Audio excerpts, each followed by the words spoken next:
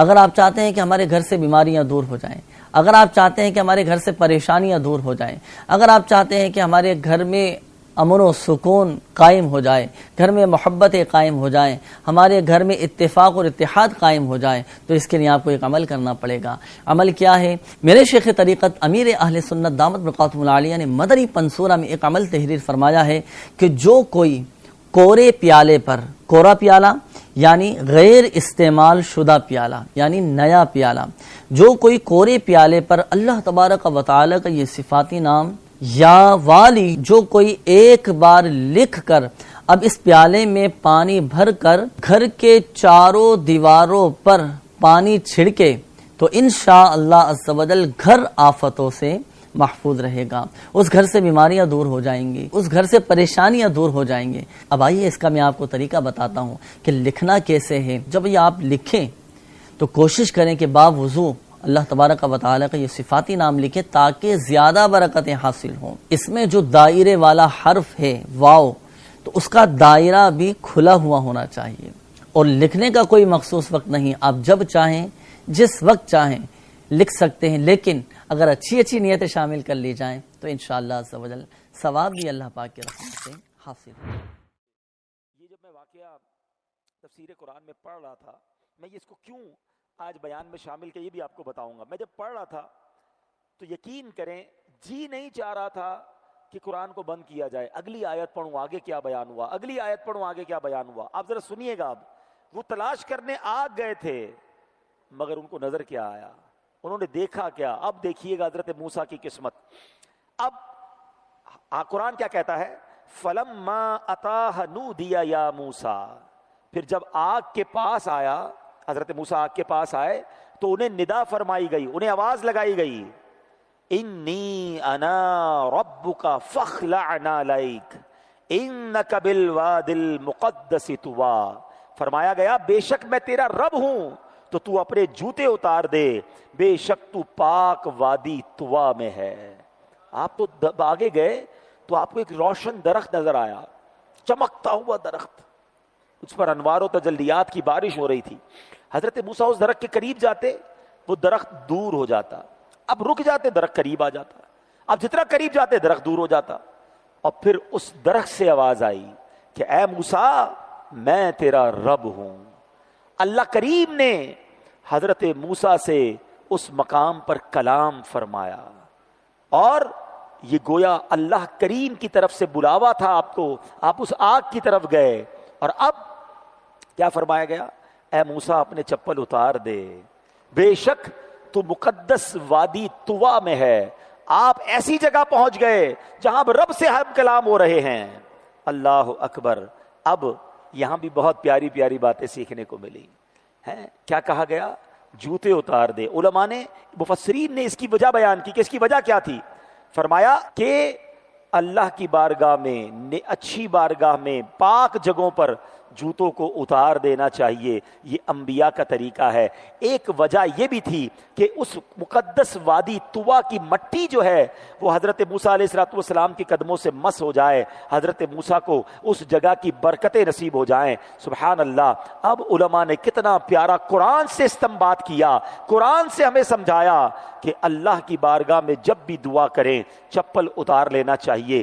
بالکل اسی طرح اگر کوئی شخص عشق کے عالم میں، ادب کے عالم میں، مکہ پاک میں، مدینہ طیبہ میں ننگے پیر رہتا ہے تو یہ بھی بڑا اچھا طریقہ ہے، اس میں کوئی حرج نہیں ہے۔ جب حضرت موسیٰ علیہ السلام سے کہا جا رہا ہے اے موسیٰ تو مقدس وادی طوا میں ہو، اپنے چپل اتار دو، تو اگر آج کوئی مزارات اولیاء پر جا کر یا مقدس مقام پر ننگے پیر رہتا ہے تو اس پر اعتراض نہیں کرنا چاہیے۔ اور یہاں ایک اور بات بھی پتہ چلی کہ چپل اس لیے اتروائے گئے تھے کہ پاک مٹی سے پیر ٹچ ہو جائیں، برکت حاصل ہو جائے۔ تو اگر آج بھی کوئی کعبے کی دیوار کو ٹچ کر لے، گنبد خضرا یا مدینہ شریف کی دیواروں کو مس کرے، مزارات اولیاء پر برکت کے لیے ہاتھ یا جسم کو ٹچ کرتا ہے، تو اس میں کوئی حرج نہیں ہے۔ یہ قرآن ہمیں سکھا رہا ہے۔ سبحان اللہ عز و جل۔ اور ہمارے بزرگوں کا طریقہ مدینے کے بارے میں، اللہ اکبر۔ حضرت امام مالک کروڑوں مالکیوں کے پیشوا ہیں، جانتے ہیں امام مالک کو؟ 4 فقہ ہیں، حنفی، حنبلی، شافعی اور مالکی۔ امام مالک کروڑوں مالکیوں کے پیشوا ہیں۔ آپ پوری زندگی مدینے میں رہے اور زندگی بھر آپ نے مدینے میں چپل نہیں پہنے، زندگی کا اکثر حصہ مدینے میں گزرا، ننگے پیر رہے، اور اس کے بعد آپ جو ہے رفع حاجت کے لیے، واش روم جانے کے لیے مدینے کی حدود سے باہر جاتے تھے۔ ایک بار امام شافعی آپ کے پاس آئے رضی اللہ تعالیٰ عنہ، انہوں نے دیکھا کہ امام مالک کے گھر کے باہر بہت خوبصورت گھوڑے بندھے ہوئے ہیں، بہت قیمتی گھوڑے ہیں۔ کہا اے امام مالک کتنے پیارے تمہارے پاس گھوڑے ہیں، کتنے زبردست سواریاں ہیں۔ امام مالک کہتے ہیں سارے گھوڑے تم لے جاؤ۔ امام شافعی سے فرمایا کہ آپ لے جائیں۔ کہا حضرت ایک تو رکھ لیں اپنے پاس۔ کہا مسئلہ یہ ہے میرا دل گوارا نہیں کرتا کہ اس زمین پر میں گھوڑے پر سواری کروں اور میرا گھوڑا اپنے خروں سے اس زمین کو روندے جس زمین کے اندر میرے آقا علیہ الصلوۃ والسلام رب کے حبیب آرام فرما ہے۔ اب یہاں میں ایک اور نقطہ پیش کر دوں۔ لوگ کہتے ہیں یہ کہاں لکھا ہے، اس کو کوئی ایویڈنس لے کر آؤ۔ بہت ساری کتابیں دلوں میں لکھی ہوتی ہیں، بہت ساری باتیں دلوں میں ہوتی ہیں۔ یہ کون سی کتاب میں لکھا تھا کہ امام مالک ننگے پیر مدینے میں رہیں؟ یہ کہاں لکھا ہے کہ امام مالک گھوڑے پر سواری نہ کریں؟ ارے عشق کے دستور نرالے ہوتے ہیں۔ بڑی پیاری بات عاشق کہتے ہیں نا، ارے نبی پاک سے عشق کرنا یہ ہمارے نصیبوں میں لکھا ہے۔ تو بہرحال ہر بات کتاب سے دلیل نہیں ہوتی، عشق کا ہر وہ انداز جائز ہے جو شریعت سے نہ ٹکراتا ہو۔ ہاں ہم خود کنڈیم کریں گے اگر کوئی مزارات اولیاء پر جا کر سجدہ کرتا ہے وہ حرام ہے، اگر کوئی طواف کرتا ہے وہ درست نہیں ہے، لیکن اگر کوئی ادب سے اس جگہ کو مس کرتا ہے، وہاں جا کر برکتیں لوٹتا ہے، تو اس پر بھی اعتراض نہیں کرنا چاہیے۔ ہم یہ نہیں کہتے جو مدینے میں چپل پہنتا ہے وہ بے ادب ہے، جو سواری پر بیٹھتا ہے وہ بے ادب ہے، لیکن جو نہیں پہنتا اسے بھی تو کچھ نہ کہو، اس کا اپنا عشق ہے، اس کا اپنا انداز ہے۔ تو بہرحال میرے میٹھے اسلامی بھائیوں، اب اللہ نے موسیٰ علیہ الصلوۃ والسلام سے کلام کیا کیا، قریب بلایا، اب کہا چپل اتار دو، اور اب کلام کیا ہوتا ہے؟ سبحان اللہ۔ اللہ فرماتا ہے آگے ایک آیت کے بعد، اننی انا اللہ لا الہ الا۔ رمضان میں نماز پڑھتے ہیں یا پھر جمعے کی نماز پڑھتے ہیں، ایسا نہ کیا کریں۔ یہ جو لوگ مسجد میں نہیں آتے نا، جمعے کو آتے ہیں، کہتے ہیں میں تو صرف جمعے کو جاتا ہوں۔ ارے تمہاری کیا اوقات کہ تم یہ کہو کہ میں نہیں آتا، تمہیں بلایا نہیں جاتا۔ جو مسجد میں نہیں آتا نا وہ توبہ کرے کہ اسے اللہ اپنے گھر میں نہیں بلا رہا۔ بندہ نہ آئے تو توبہ کرے اللہ سے، اللہ کون سا گناہ ہو گیا، میری حاضری نہیں ہو رہی ہے، کرم کر مجھے اپنے گھر میں بلائی رکھنا، مہمان بنائی رکھنا، اپنے پاس بلاتے رہنا۔ اور سنو، جب کریم بلاتا ہے نا تو خالی نہیں لوٹاتا، ہاں جب گھر بلاتا ہے تو جھولی بھر کر لوٹاتا ہے۔ تو مسجد کو چھوڑ کے مت چلے جانا رمضان کے بعد۔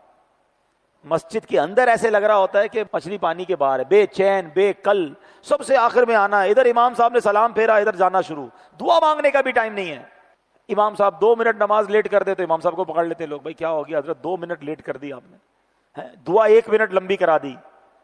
یہی 2 منٹ لیٹ کرنے کی شکایت کرنے والا باہر پان کی دکان پہ آدھا گھنٹہ کھڑا رہ جائے گا، موبائل فون کھولے گا تو سمجھ نہیں آئے گا 2 گھنٹے نکل جائیں گے۔ اللہ کے گھر میں 1-2 منٹ زیادہ نکلتے تو ٹینشن شروع ہو جاتی ہے۔ پوچھو اپنے دل سے کیوں مسجد میں قرار نہیں آ رہا؟ اب آپ نے ثابت کرنا ہے، ہاں یہ شیطان ہے جو مسجد سے کھینچ کے لے جائے گا۔ اب مقابلہ شروع ہو گیا ہے، کاؤنٹ ڈاؤن شروع ہو گیا ہے، تیار ہو جاؤ کہ اے شیطان تجھے جو کرنا ہے کر لے، ہم مسجد سے دور نہیں ہوں گے انشاءاللہ۔ ہم روز اللہ کے گھر میں حاضری دیں گے، ہم روزانہ نماز پابندی سے پڑھیں گے انشاءاللہ۔ تو اللہ نے قرآن میں حضرت موسیٰ سے فرمایا، اپنی عبادت کرنے کے حکم کے بعد یعنی ایمان کے بعد اگلا جو پہلا فرض بیان فرمایا، جو بات بیان فرمائی وہ نماز فرمائی۔ اچھا پھر آگے جو اگلا جملہ علماء فرماتے ہیں کہ اللہ نے جو فرمایا نا، وہ عاقب الصلاۃ لذکری، نماز پڑھو میرے ذکر کے لیے۔ اب یہاں بھی بڑی کمال کی بات علماء فرماتے ہیں کہ یہاں یہ جو جملہ ہے نا لذکری، اس میں یہ بتایا گیا کہ لوگوں کو دکھانے کے لیے نہیں، ہاں نماز پڑھنی اللہ کے لیے۔ یہاں یہ بھی بڑا مسئلہ ہے، پہلے تو شیطان کرنے نہیں دیتا ہمیں نیکی، کر لیں تو بچانے نہیں دیتا۔ اب دکھلاوا بناوٹ، یاد رکھیے گا ایک حدیث آپ سب کو یاد ہوگی، انما الاعمال بالنیات، یاد ہے نا؟ اعمال کا دار و مدار نیتوں پر ہے۔ آپ کو پتہ ہے یہ نیت کتنی خطرناک چیز ہے، اچھی بھی ہے اور خطرناک کیسی ہے؟ 2 بندے ساتھ نماز پڑھ رہے ہیں، کاندھے سے کاندھا ملا ہوا ہے، ایک کی نماز اسے جنت میں لے جا رہی ہے اور برابر والے کی نماز اسے دوزخ میں لے جا رہی ہے، نماز ہی دوزخ میں لے جا رہی ہے۔ یہ کیسے پاسبل ہے؟ یہی فرق ہے نیت کا، good intention and bad intention. اچھی نیت اور بری نیت. اچھی نیت کیا ہے؟ اللہ کا حکم ہے اس لیے نماز پڑھ رہا ہوں, میرے مالک کی بندگی کر رہا ہوں, اللہ کی رضا کے لیے پڑھ رہا ہوں, مجھ پر فرض ہے اس لیے پڑھ رہا ہوں. انشاءاللہ ان نیتوں کے ساتھ جو نماز پڑھ رہا ہے وہ نماز اسے جنت پہ لے جا رہی ہے. کوئی اس لیے پڑھ رہا ہے کہ یار وہ فلاں حاجی صاحب دیکھ رہے ہیں, ذرا دیکھیں گے تو بعد میں مجھے کہیں گے کہ یار پکا نمازی ہے, تھوڑا سا قرضہ مل جائے گا, تھوڑی مدد مل جائے گی. ہیں کچھ لوگ ہوتے ہیں جو گھر میں نماز پڑھیں تو اتنی اسپیڈ میں پڑھیں کہ بندہ گن نہیں سکتا رکعتیں ان کی, ادھڑا دھڑ 2-4 منٹ میں تو ساری نماز پوری ہو جاتی ہے. اور مسجد میں آئے تو لمبی لمبی نماز, سب کے سامنے لمبی نماز, اکیلے میں شارٹ. دل سے پوچھو کہ یہ یہاں جو آ کر نماز لمبی ہو گئی, دعا لمبی ہو گئی, سجدے لمبے ہو گئے, تلاوت لمبی ہو گئی, اگر اس میں یہ نیت شامل ہے کہ لوگوں کو پتا چلے کہ ماں بدولت کتنے بڑے نمازی ہیں, یہاں صلاۃ و تسبیح نہیں چھوڑنی, گھر میں نفل نہیں پڑھنے. فرق دیکھیں, اپنے آپ سے پوچھے, اگر کے ساتھ ٹیگ کر رہا ہوں یہ سب اس لیے ہے کہ لوگوں کو پتا چلے میں کیسا ہوں, تو پھر تو یہ نماز اللہ کے لیے نہ ہوئی نا. اس کو ریاکاری کو انگریزی میں کہا جاتا ہے آسٹنٹیشن, بناوٹ, دکھلاوا. اس کے بارے میں علماء نے یہاں تک لکھا کہ یہ شرک اصغر ہے. شرک اصغر کا مطلب یعنی چھوٹا شرک ہے. اس کی وجہ کیا ہے کہ جب بندہ اللہ کی عبادت کسی اور کو دکھانے کے لیے کرے, واہ واہ کے لیے کرے, تو یہ اللہ کے لیے تو نہ ہوئی نا. تو یہ غور کرنا ہے, اپنی نیکیوں کو بچانا ہے. آج بہت برا حال ہے, صدقہ دیتے ہیں تو سب کو بتاتے ہیں, نماز پڑھیں تو سب کو بتاتے ہیں, بہت ساری ایسی چیزیں ہیں, بہت ساری ایسی عبادتیں ہیں. میں ایک بلکہ سوال کر لیتا ہوں, چلیں سب سے چیک کریں اپنی زندگی میں ایسی کتنی نیکیاں ہیں ہمارے پاس جو میں جانوں اور میرا رب جانے. سوال کرو اپنے آپ سے, اکیلے میں بیٹھ کے چیک کرنا, پوری زندگی کو چیک کر لو. کوئی ایک نیکی ہے, کوئی 2 نیکیاں ہیں, کوئی 10 نیکیاں ہیں جو کسی کو نہیں پتا دنیا میں, بس میں جانوں اور رب جانے. ہمیں تو نیکی کرنے کے بعد پیٹ میں درد شروع ہو جاتا ہے, یار کسی طرح بتاؤں تو صحیح میں نے آج کتنے درود پڑھے ہیں. کہ کچھ نہیں تو تسبیح کا رخ ادھر کر دیں گے تاکہ نظر پڑ جائے کہ بھائی 5200 بار درود پاک ہو گیا ہے حضرت کا. ارے ماشاءاللہ ماشاءاللہ. خود سوچیں اپنے دل سے, یعنی ہم اکیلے میں بھی کوئی نیکی کرے نا تو جی چاہتا ہے کسی طرح بتائے. اب مثال کے طور پہ کسی نے تہجد کی نماز پڑھی ہے, اب جب سے پڑھی ہے جب سے ٹینشن ہے, یار دیکھا ہی نہیں کسی نے, میں تو اکیلا پڑھ کے آیا ہوں, اب بتاؤں کیسے, کوئی تو طریقہ ڈھونڈوں جس سے سامنے والے کو پتا چل جائے کہ میں نے تہجد پڑھی ہے. تب کبھی کبھی کیا بہانہ کرتے ہیں لوگ, یار آج بہت تھکا ہوا ہوں. اچھا خیریت تو ہے, کیوں تھکے ہوئے؟ بس وہ تہجد سے اڑ گیا تھا نا. اچھا ماشاءاللہ آپ تہجد بھی پڑھتے ہیں؟ بس اس نے یہ کہا آپ تہجد پڑھتے ہیں, ادھر دل میں ٹھنڈک پہ گئی. وہ پنجابی میں کہتے دل وچ ٹھار پہ گئی. وہ واٹس ایپ پہ نہیں ہوتا, ہمارا میسج ریسیو ہوتا ہے تو بلو ڈبل ٹک ہو جاتا ہے, تو ہم کو لگتا ہے میری تہجد اس کو ریسیوڈ ہو گئی ہے. بس انا للہ و انا الیہ راجعون. پتہ ہے اگر یہ نیت یہ تھی نا کہ اس کو تہجد پتہ چل جائے تو اس کو ریسیوڈ ہو گئی, تمہاری ڈیلیٹ بھی ہو گئی. یہ سمجھو بات کو.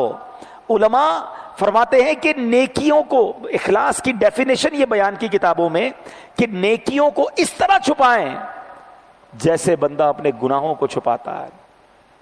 بتائیے ہم چاہتے ہیں ہمارے گناہ کسی کو پتہ چلیں؟ نیکیاں تو ڈھونڈ ڈھونڈ کے بتائیں گے. ہم تو ملتے رہتے ہیں نا لوگوں سے, اب جہاں گئے بیٹھے بغیر کسی موضوع کے, حاجی صاحب شروع ہو گئے, الحمدللہ میں رجب شعبان رمضان 3 مہینے کے روزے رکھتا ہوں, اللہ نے بڑا کرم کیا ہے, تہجد کا بھی بڑا اہتمام ہوتا ہے الحمدللہ. 2005 سے ہر سال عمرے پہ جاتے ہیں, 2012 میں حج میں بھی کیا گیا تھا. وہ ہمارے علاقے میں جو مسجد بنی تھی اس کی چھت بھی ہم نے ڈلوائی ہے. بندہ بولے آئی صاحب کس نے پوچھا ہے آپ کیا کیا نیکیاں کرتے ہیں؟ 15 سال پرانی نیکیاں گنوا دی ساری 15 منٹ کے اندر. ارے آج صبح آپ نے جھوٹ بولا تھا یہ یاد ہے؟ آپ کو 10 سال پرانا حج یاد ہے؟ تھوڑی دیر پہلے موبائل اٹھایا تھا اور اس موبائل نے آپ کو ایک حرام کام کروا دیا, حرام دکھا دیا, وہ یاد ہے؟ اس کی توبہ کر لی. نیکیاں یاد ہیں اور گنوانی ہیں, بار بار گنوانی ہیں. ایسا نہ کرو, یہ شیطان کے وار کو سمجھو. قرآن کی یہ آیت ہمیں بتا رہی ہے کہ عبادت کرنی ہے اللہ کے لیے. مگر یہاں پہلے کہتے تھے نیکی کر دریا میں ڈال, اب نیکی کر فیس بک پہ ڈال. ہر بندے کے پاس جناب اپنا اکاؤنٹ بنا ہوا, ادھر تصویر شیئر. ہمارا تو بس نہیں چلتا اپنا موبائل آگے رکھ کے نماز بھی لائیو کرتے رہے کہ دیکھو کتنے سجدے کیے ہیں میں نے, کتنا لمبا سجدہ کیا ہے. کعبے کو پیٹ کر کے تصویریں کھنچوا رہے ہوتے ہیں. اب خود سوچیں. دیکھیں اچھا اب شیطان اتنا مردود ہے کہ جو میں یہ باتیں کر رہا ہوں نا, تو اس میں بھی شیطان ہمیں اپنے بارے میں نہیں سوچنے دے رہا ہوگا, ہمیں کوئی اور یاد آ رہا ہوگا. یہ مولانا صاحب بالکل صحیح کہہ رہے ہیں. وہ ہمارے حاجی صاحب ہے نا, جب بھی چندہ دیتے ہیں مسجد میں اعلان بھی کرواتے ہیں, تصویریں بھی لگاتے ہیں. ارے اللہ کے بندوں, میں کسی کے لیے نہیں کر رہا بیان, میں آپ کے لیے اور اپنے لیے کر رہا ہوں. لیفٹ رائٹ کسی کو نہیں دیکھو, کیونکہ ہمارے پاس we have no parameter to جج اینی بڈی. میں اور آپ کے پاس کوئی ایسا پیمانہ نہیں کہ ہم کسی اور کو جج کر لیں کہ دکھاوے کے لیے کر رہا ہے. وہ جانے, اس کا عمل جانے. انما الاعمال بالنیات, ابھی تو حدیث بیان کی ہے. ہو سکتا ہے کوئی اس لیے اعلان کرتا ہو کہ مجھے دیکھ کے باقی لوگ بھی چندہ دیں, مجھے دیکھ کر باقی لوگ بھی عبادت کریں. اس کی نیت اسے پتا ہے. اپنے دل سے پوچھو, میرے دل میں کیوں گھبراہٹ شروع ہو جاتی ہے, ٹینشن شروع ہو جاتی ہے کہ یار کسی طرح کسی بہانے سے بتاؤں تو صحیح میں نے کون سا عمل کیا ہے. پھر سوال پوچھو اپنے آپ سے, ایسی کتنی نیکیاں ہیں جو میں جانوں اور میرا رب جانے؟ اگر نہیں ہے, بالفرض جواب یہ آتا ہے کہ ایک بھی نہیں ہے, تو آج سے تو ایسی نیکیاں کرنا شروع کر دو نا کہ بس میں جانوں اور رب جانے. ایک بار فرشتوں میں ایک بحث شروع ہو گئی کہ اللہ کی سب سے طاقتور پاورفل مخلوق کون سی ہے. تو ایک فرشتے نے کہا کہ پہاڑ, ماؤنٹینز. پہاڑ تو اللہ نے زمین کو ساکت کرنے کے لیے, زمین کو مضبوط کرنے کے لیے میخوں کی طرح گاڑے ہیں نا, تو پہاڑ بڑے مضبوط ہیں. ایک فرشتے نے کہا نہیں, لوہا, لوہا تو پہاڑ کو بھی کاٹ دیتا ہے. تیسرے نے کہا نہیں, آگ, آگ تو لوہے کو بھی پگھلا دیتی ہے. چوتھے نے کہا پانی, پانی تو آگ کو بھی بجھا دیتا ہے. اگلے نے کہا ہوا, ہوا تو پانی کو بھی بہا کے لے جاتی ہے. Confusion, debate. اب فرشتوں نے کہا اللہ سے ہی پوچھتے ہیں, یا اللہ تو ہی بتا دے تیری سب سے پاورفل طاقتور مخلوق کون سی ہے. سنو رب کی طرف سے کیا ارشاد ہوتا ہے. فرمایا میرا وہ بندہ جو دائیں ہاتھ سے صدقہ کرے اس کے بائیں ہاتھ کو پتہ نہ چلے, وہ میرا سب سے پاورفل بندہ ہے, وہ سب سے طاقتور مخلوق ہے. اس کا مطلب پتہ ہے کیا, وہ یہ ہے بڑا مشکل. اگر آسان ہوتا تو اتنا بڑا تھوڑی ٹیگ مل جاتا. ہاں, ادھر چندہ دیا, ادھر ٹینشن شروع. کچھ تو بتا, کچھ تو دعا خاص والی. امام صاحب میں نے پنکھے لگائے, ہم نے افطاری کا انتظام کروایا, ذرا نام لے کر اچھی والی دعا کرانی ہے. سوچ لو, اگر یہ اس لیے ہے, امام صاحب اگر یہ بھی دعا کرا دے کہ یا اللہ جس نے افطاری کروائی ہے اس کو جنت کی افطاری عطا فرما دے, جنت کے میوہ عطا فرما دے, تو دعا مل گئی نا تمہیں. یار امام صاحب نام نہیں لیا آپ نے. اب خود سوچے, یہ نام لے کر, اللہ کو نام نہیں پتا تھا, اللہ کو پتا تھا, نمازیوں کو نہیں پتا تھا نا. سب کو پتا کیسے چلے گا کہ میں نے افطاری اتنے خرچہ کیا, آپ نے نام ہی نہیں لیا. ناراض ہوتے ہیں آ کر. ہاں ناراض. ٹھیک ہے ہماری اس مسجد میں شاید نہ ہو ایسا انتظام, ورنہ میں کیا بتاؤں, کئی ملکوں میں تو مجھے اچھی طرح یاد ہے. یو کے میں ہم گئے تو وہاں جمعے کی نماز سے پہلے آخری 5 منٹ نارمل مسجدوں میں ایک اہتمام ہوتا ہے. حالانکہ لوگ آتے ہی آخری 5 منٹ میں, یہ تو ٹائم ہوتا ہے بیان کرنے کا, کوئی اچھا پیغام دینے کا, کوئی دین کی بات بتانے کا. اب امام صاحب بیچارے مجبور ہیں, ان کو اتنی لمبی لسٹ ملے گی, وہ 5 منٹ پہلے کھڑے ہو جائیں گے. فلاں حاجی صاحب نے 5 پاؤنڈ دیے ہیں, فلاں نے 10 پاؤنڈ دیے ہیں, فلاں نے 4 پاؤنڈ دیے ہیں, فلاں نے 12 پاؤنڈ. اب اتنی لمبی لسٹ وہ پڑھیں گے. میں تو ایک بار امام صاحب کو کہا, میں نے کہا یہ آپ کیا کرتے ہیں, یہ آخری 5 منٹ تو بیان کرنے کے. کہا کیا کریں حضرت, جس کا لسٹ میں نام نہیں لیتے اگلے جمعے پیسے ہی نہیں دیتا ہے. اب اپنے دل سے پوچھیں, یہ نہ کریں اللہ کی رضا کے لیے. میں جانوں میرا رب, یہ جملہ یاد کر لو آج. ایسی نیکی کرنی ہے کہ میں جانوں میرا رب جانے. آئے ہائے, اس کا مزہ بھی اور ہے. وہ حدیث پاک ہے نا کہ جن کو اللہ کے عرش کا سایہ نصیب ہوگا, جن خوش نصیبوں کو, ان میں ایک خوش نصیب ایسا بھی ہوگا. 7 قسم کی کیٹیگریز ہیں, کبھی موقع ملا تو وہ بیان بھی کریں گے. 7 قسم کی کیٹیگریز ہیں, اس میں ایک قسم کا بندہ وہ ہے کہ جو اکیلے میں رب کو یاد کرے اور اس کی آنکھوں سے آنسو بہ نکلے. ہم اجتماع میں, محفلوں میں تو رو پڑتے ہیں, نعت میں بھی آنکھوں میں آنسو آ جاتے ہیں. کبھی اکیلے میں اللہ کو یاد کر کے آنسو بہائے. ہاں اکیلے میں, بس میں جانوں میرا رب جانے. تہجد میں اٹھیں, کونا پکڑ لیں, جانماز بچھائیں, اللہ سے عرض کریں اپنی گناہوں. اللہ تعالی علیہ وسلم